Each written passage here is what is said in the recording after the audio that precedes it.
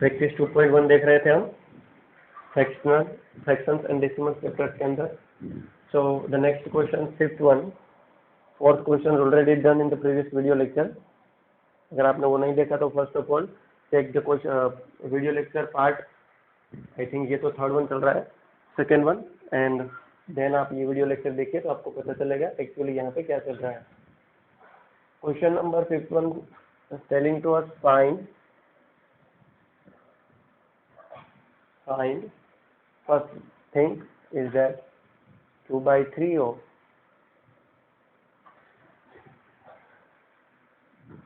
3/2 of an hour. ठीक है बच्चों, एक अनदर क्वेश्चन टेक करते हैं. ठीक है, second one 5/6 of a month. Basically, we know that when the of type of words come between our questions, then we have to multiply with the two things. 3/2 multiply with something, and 5/6 can multiply with something. Now here something, it means an hour. It means that 3/2 of when multiply an hour. An hour means 1 hour. And we know that how many minutes in 1 hour. We can't put the 1 hour here, okay? हम नहीं लगा सकते ना, 1 our हम यहाँ पे नहीं लगा सकते, क्योंकि 1 आवर लगाने के बाद तो ये 3/2 1 जा 3/2 ही होगा.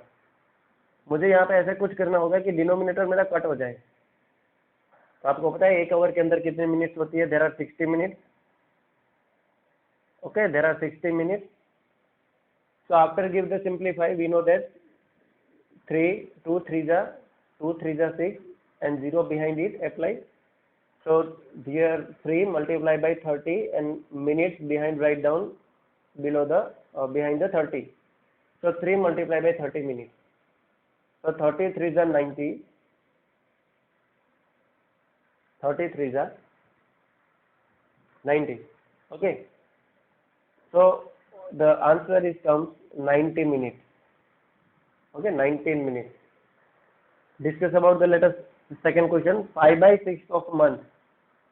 5/6 of month, it means 5/6 can multiply with something, because of words of का कन्वर्टेशन कर दिया हमने मल्टीप्लिकेशन के अंदर, ये आप सारे बच्चे जानते हो. 5/6 of month, and we know that how many days in 1 month. Basically देखो, एक मंथ के अंदर मैं यहाँ पे 30 डे लगा देता हूँ. 30 days. Basically why 30 days apply. देखो, एक मंथ होता है, एक मंथ जो होता है उसके अंदर वैसे देखा जाए तो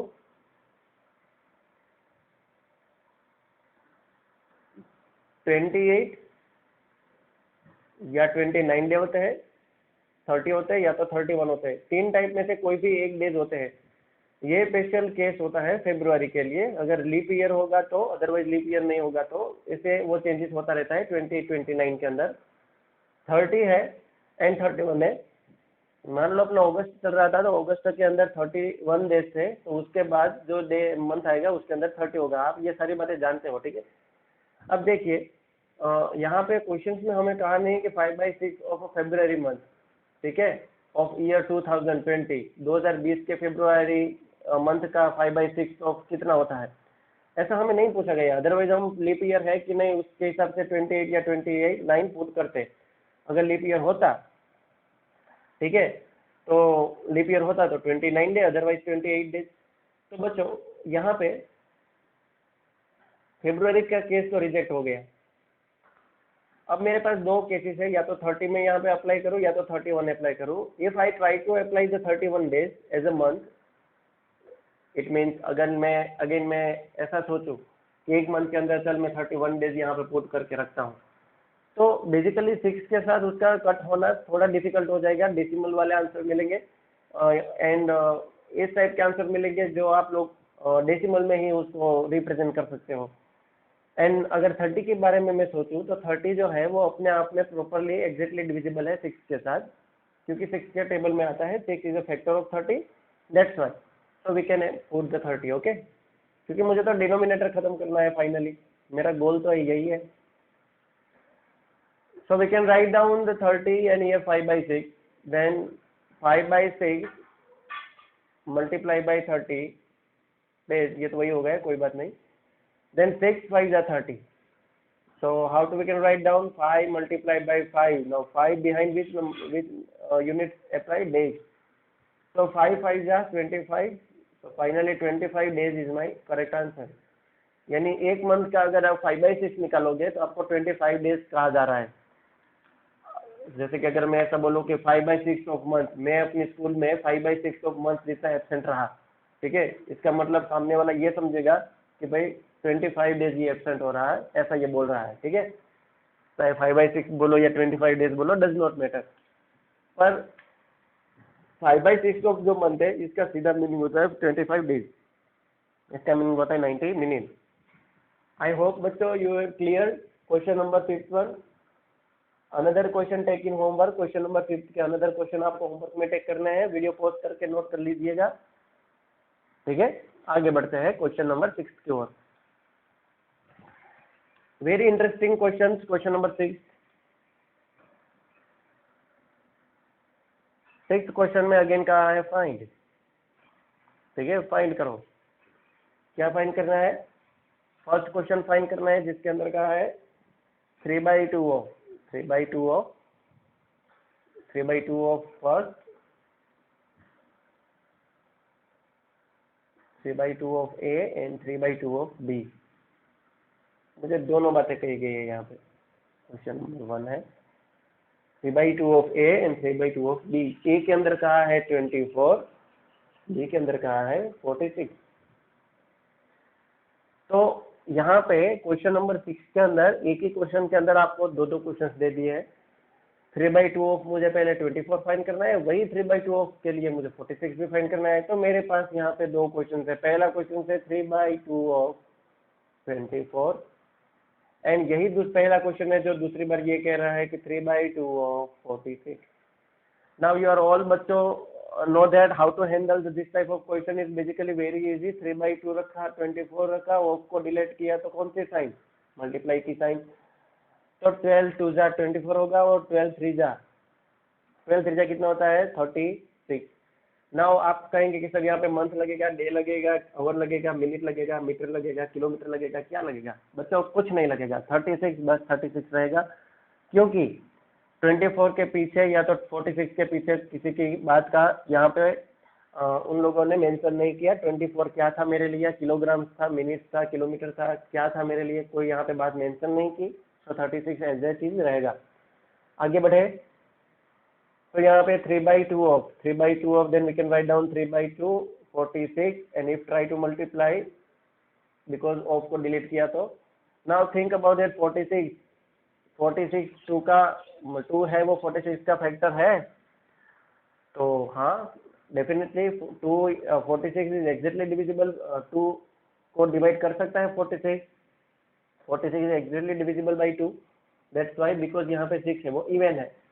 तो can we write down the 3 multiply by 2 2 जा 4, 2 3 जा 6, 23 2 जा 40, 23 2 जा 46.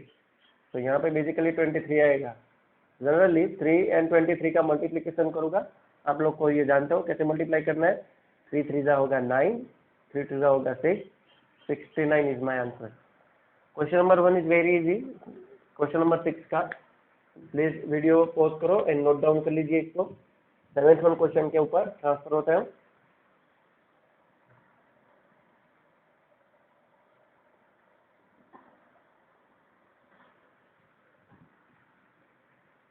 क्वेश्चन नंबर 7 कहा है इवेल्यूट. ठीक है बच्चों, कहा है यहाँ पे इवेल्यूट. आप इवेल्यूट करके दिखाओ. इवेल्यूट का मतलब है सिंप्लीफाई, मतलब एक टाइप का आपको सिंपल से आंसर देना है इसका. ठीक है, सिंपल फॉर्म में. फर्स्ट क्वेश्चन में कहा 1 by 5 of a and b. 1 by 5 of a and b. A में कहा है 5 1 by 6, बी ने कहा 5 5 by 6 एंड बी ने कहा 3 1/4। तो अगेन इवेल्यूट ने मुझे एक क्वेश्चन में दो क्वेश्चन दे दिए हैं, ठीक है। फिर भी आप लोगों को भयभीत होने की बात नहीं है, बड़ा सिंपल टाइप के क्वेश्चन है ये। फर्स्ट क्वेश्चन कैसे हैंडल करेंगे, 1/5 ऑफ 5 5/6 एंड सेकेंड क्वेश्चन है, सेकेंड मानो पहला ही है, 1/5 of 3 1/4। Now let us first of all, before we try to multiply 1/5 multiplied by 5 5/6, okay, बच्चे ऐसे सोचे होंगे, आप ट्राई तो ऐसे भी करना है यहाँ पे। But before we try to proper multiply, first of all think about year, ये जो है this a type of mix fraction, या तो प्रॉपर फ्रैक्शन में होना चाहिए, या तो इम्प्रॉपर फ्रैक्शन में होना चाहिए, या तो इंटीजर्स में होना चाहिए। ये तो मिक्स फ्रैक्शन में है, ठीक है। मिक्स फ्रैक्शन को थोड़ा कट करना डिफिकल्ट है। So before we try to multiply, first of all we try to convert this type of numbers into the fraction form. So how? 6 5 कितना होता है 30, and 30 plus 5 getting 35/6. So this is basically 35/6 है, और कुछ नहीं है, 35/6 है। Now what happened? Look, 5 and 35 here, then we can cut here 35, we can write down the 5 7 jar 35, so answer coming 7 1 jar 7 and 6 behind it। improper fraction है, इसको मुझे evaluate करके लिखना होगा, तो मैं लिखूंगा 6 1 jar 6 plus 1 7। so this is a mixed fraction and this is a improper fraction। चाहे आप इसमें रखो या इसमें रखो, बात एक ही है। ज्यादातर अब हम 7th के बाद 8th स्टैंडर्ड 9th स्टैंडर्ड की ओर हम ट्रांसफर हो रहे हैं बच्चों। तो जिस दिन आप लोगों को इम्प्रॉपर फ्रैक्शन आया, तो आप लोगों को उसको मिक्स फ्रैक्शन में कन्वर्ट कर ही देना है, ठीक है। इसका मतलब होता है 1 से थोड़ा आगे, 1 से थोड़ा आगे, इसका मतलब होता है, ठीक है। इसका मीनिंग होता है 0 -1 +1 2, तो 1/6 का मतलब होता है 1 से थोड़ा आगे, इस साइड पे कहीं है, और उतना भी आगे नहीं कि वो 2 को जंप करके निकल जाए, ठीक है। आप बड़े स्टैंडर्ड में आओगे तो पता चलेगा। 1/5 ऑफ 3 1/4, इसको कैसे करें, 1/5 multiply by 4 3 12, 12 plus 1 13, 4 3 12, 12 plus 1 13। okay, so now look here, we can't divide with 13 with 5, 13 को 5 के साथ डिवाइड कर नहीं सकते, ठीक है। बेसिकली 5 के टेबल में 13 नहीं आता, 4 के टेबल में भी 13 नहीं आता। तो यहाँ पे ये जो न्यूमरेटर डिनोमिनेटर यहाँ पे हमारे पास जनरेट हुए, ये को प्राइम्स है। 13 1 जा 13 एंड 4 5 जा 20। 13/20 इज को प्राइम नंबर, ओके। को प्राइम नंबर है ये, कैसे नंबर है याद रख लेना, ये को प्राइम नंबर है। को प्राइम किसको कहते हैं, को प्राइम का मतलब है, को प्राइम यानी न्यूमरेटर डिनोमिनेटर में एक के अलावा कोई भी नंबर, एक के अलावा कोई भी नंबर कॉमन नहीं होना चाहिए। इस टाइप के प्राइम्स नंबर को को प्राइम्स नंबर कहेंगे, ठीक है। यहाँ पे 13 और 20 हमारे लिए को प्राइम्स है, क्योंकि इसको आगे में सिंप्लीफाई नहीं कर सकता। आप कहेंगे सर इसको 13 1 जा 13 लिख सकते हैं, 20 1 जा 20 लिख सकते हैं, तो 1 1 देखो ना कॉमन तो आया, इसलिए मैंने इसकी डेफिनेशन बोली, 1 के अलावा कोई भी कॉमन होना चाहिए नहीं। 1 तो आएगी ना, 1 तो कहीं भी आएगा। देखो जैसे मेरे को यहाँ पे मैं जैसे कि कुछ भी लिख लूँ, यहाँ पे है मैथ, तो मैथ्स मल्टीप्लाई बाय कितना, मैथ्स मल्टीप्लाई बाय 1 करूंगा तो मैथ्स मल्टीप्लाई बाय 1, ठीक है। नीचे कुछ भी रख देता हूँ, एस एस मल्टीप्लाई बाय 1, तो एस एस बन जाए, एस एस होगा। 1 तो आएगा ही ना, 1 तो किसी के टेबल में भी आएगा। 1 के अलावा कोई कॉमन नहीं होना चाहिए, इस टाइप के नंबर को को प्राइम नंबर कहते हैं। यहाँ पे बेसिकली हम ज्यादा सिंप्लीफाई नहीं कर सकते, क्योंकि ये प्रॉपर फ्रैक्शन है। तो यही हमारा आंसर है। 7th क्वेश्चन इस टाइप से हैंडल करना है। 7th question finish. Pause the video and note down. आगे वाले क्वेश्चन में हम ट्रांसफर होते हैं बच्चों।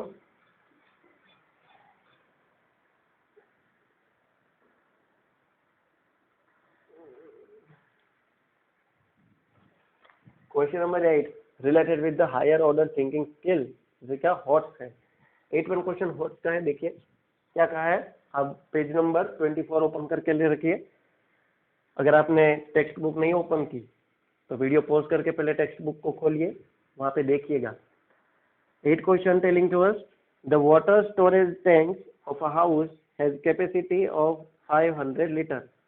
इसका मतलब ये है कि आपके पास एक वाटर का टैंक है, ठीक है, एक वाटर का टैंक है। डायग्राम्स दिया नहीं है, मैं बना रहा हूँ मेरे हिसाब से, ठीक है। ये वाटर का टैंक है और इसकी जो कैपेसिटी है, इसके अंदर जो पानी हम भर सकते हैं, ठीक है। कैपेसिटी यानी something we can fulfil in the object, इतना मैं इसके अंदर भर सकता हूँ। तो क्या कहा है यहाँ पे बच्चों, 500 लीटर, इसके अंदर 500 लीटर आ सकता है पानी, 500 LTR।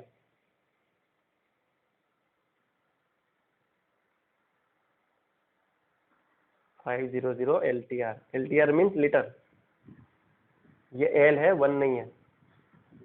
आगे क्या कहा, 1/5 of water is conserve for kitchen. Okay, यहाँ पे मान लो टंकी के नीचे नल है, नल,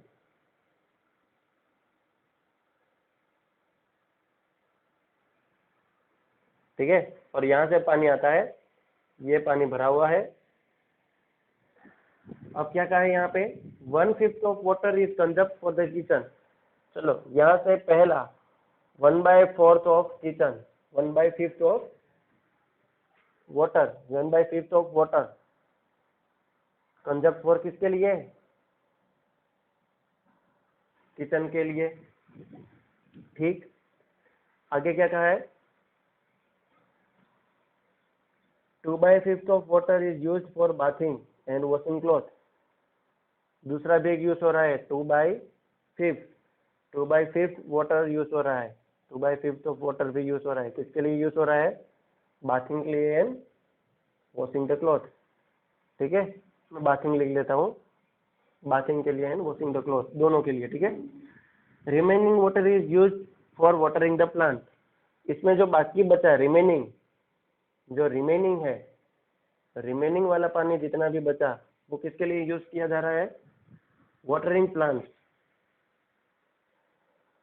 वाटरिंग प्लांट, पानी, प्लांट्स को पानी दिया जा रहा है बाकी बचे पानी में से। आपको 3 चीजें बतानी है। First thing, how much water is use for kitchen, kitchen के लिए प्रॉपरली कितने लीटर यूज हुआ होगा, बाथिंग के लिए कितने लीटर और क्लॉथ वॉश करने के लिए कितने लीटर पानी यूज किया जा रहा है, और total water fraction of total quantity of water is used for watering in the garden, ठीक है। यानी गार्डन के लिए कितनी क्वांटिटी फ्रैक्शन के फॉर्म में हमें देनी है, कि टोटल क्वांटिटी फ्रैक्शन के फॉर्म में, water fraction of total quantity of water is used for watering in the garden. So let us start. 1/5 water of kitchen, यानी मैं ऐसे लिखूंगा बच्चों कि 1/5 ऑफ द वाटर। वाटर मेरे पास कितना है, 500 लीटर है, तो मैं यहाँ पे लिखूंगा 500, तो 5 1 जा 0 0, यानी ये कितना मिला मुझे, 100 लीटर मिला, 100 लीटर मुझे मिला, कितना मिला, 100 लीटर। 100 लीटर किसके लिए, किचन के लिए, किचन के लिए 100 लीटर पानी यूज हो रहा है। तो पहले का आंसर मिल गया, पहले का आंसर मिला मुझे 100 litre. Okay, next 2/5 of water. 2/5 of water का मतलब होता है 2/5 ऑफ वाटर। वाटर कितना था, 500 लीटर था, तो 500 लीटर में से 2/5 यूज होता है किसके लिए, बाथिंग के लिए, यानी नहाने के लिए एंड वॉशिंग द क्लॉथ। तो यहाँ पे मैं क्या करूंगा बच्चों, 2 1 जा 2, 5 1 जा 5 करूंगा, एंड 100 2 जा 200, so it gives 200 litre. 200 litre for किसके लिए, bathing and washing the cloth, washing the cloth, ठीक है। ओके, तो 2 क्वांटिटीज मुझे मिल गई, एक 100 लीटर यूज हो रहा है पानी, 200 लीटर यूज हो रहा है, तो यहाँ पे 500 में से 200 एंड 200 यानी 300 लीटर तो यूज हो जा रहा है। तो अब रिमेनिंग कितना बचा, सोचिए, 200 बचा, तो रिमेनिंग कितना बचा, देखिए रिमेनिंग तो 200 लीटर ही अभी बचा होगा। क्यों, क्योंकि टोटल 500 की क्वांटिटी थी, इनमें से, ठीक है, किचन ने कितना यूज किया, 100 लीटर, प्लस बाथिंग के लिए एंड वॉशिंग के लिए कितना, मैं शॉर्ट में लिख रहा हूँ, बाथिंग के लिए और वॉशिंग के लिए 200 यूज हुआ, तो 100 200 कितना हुआ, टोटल 300 हुआ कि नहीं। तो टोटल क्वांटिटी 500 की थी, उसमें से 300 लीटर तो मेरा ऐसे ही वेस्ट हो रहा है। तो अब रिमेनिंग इसमें कितना बचा होगा, 200 होगा कि नहीं। अब ये 200 लीटर जो मेरे पास अंदर बाकी बचा वो किसके लिए यूज होगा, वाटरिंग प्लांट्स के लिए। पर मुझे यहाँ पे 200 लीटर आंसर नहीं देना है, मैं ऐसे नहीं लिख सकता कि जो 200 लीटर रिमेनिंग बचा वो वाटरिंग द प्लांट के लिए यूज हो रहा है गार्डन में, मुझे फ्रैक्शन में देना है। तो फ्रैक्शन में मैं कैसे लिखूंगा, यहाँ पे देखिए, ठीक है। Now remaining 200 liter water used for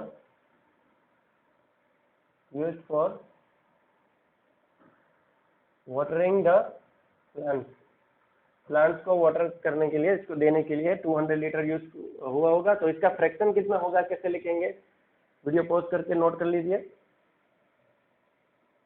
इसका फ्रैक्शन कैसे लिखेंगे हम, इसका फ्रैक्शन लिखेंगे, टोटल क्वांटिटी कितनी थी,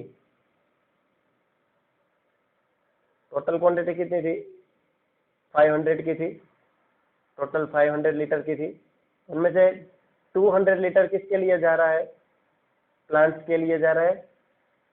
तो क्रॉस सेक्शन का अगर मुझे फ्रैक्शन लिखना है तो मैं क्या लिखूंगा, 200 litre divided by 500 litre, litres litres cut, 0 0 cut, 2/5 हो, 2/5 फ्रैक्शन जो है ये मेरा आंसर होगा किसके लिए, 2/5 fraction is a water quantity, यानी 2/5 water quantity is used for watering the plant. Again listen, 2/5 water quantity is used for watering the plants in the garden. I hope बच्चों क्लियर हो गया आपका।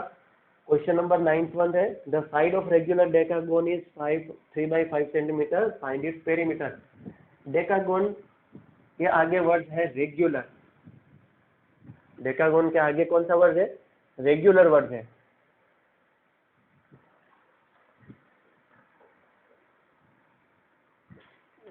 सो डेकागोन के अंदर, डेकागोन का मतलब होता है each side is 10, total 10 side होगी। टोटल साइड कितनी होगी, टोटल साइड कितनी होगी, 10, टोटल 10 साइड होगी। और रेगुलर का है डेकागोन, रेगुलर डेकागोन का है आप लोगों को। तो रेगुलर डेकागोन जो होता है उसके अंदर आपको, जिस दिन आप ऐसे रेगुलर डेकागोन आप बनाएंगे, 1 2 3 4 5 6 7 8 9 एंड 10, मेरा तो डेकागोन नहीं बना पर आप समझ लीजिए। रेगुलर डेकागोन जब आप बनाएंगे तो उसकी हर एक साइड कैसी होती है, सेम होती है। ये सारी साइड जो होती है ये इक्वल लेंथ की होती है, ठीक है। तो ये रेगुलर डेकागोन की एक साइड मुझे कह दी कितनी, पेरीमीटर फाइंड करनी है। तो सिंपल है, पेरीमीटर ऑफ